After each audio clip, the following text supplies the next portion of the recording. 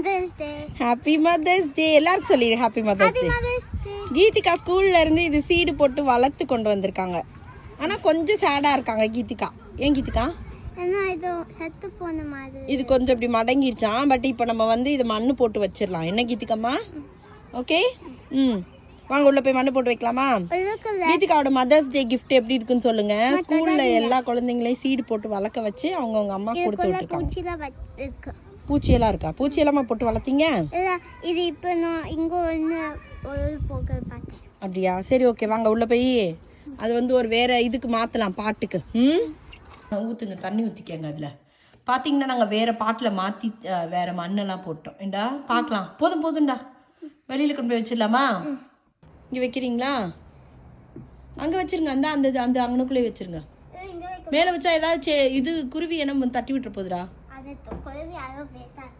பண்ணாது. சரி வேணும்னா அங்க வை, இல்லைன்னா கீழே வை. காத்து வேற அடிக்குதுடா. சாரி, கன்ஃபியூஸ் பண்றேன் நான். அங்க வச்சுக்கலாம்.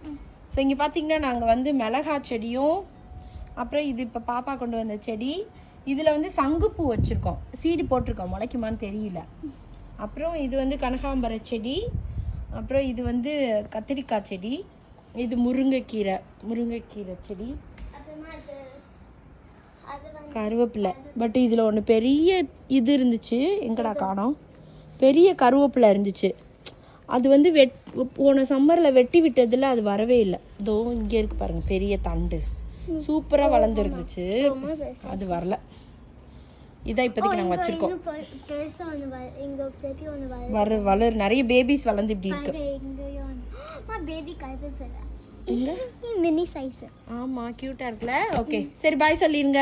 பாய். Happy mother's day. Happy mother's day.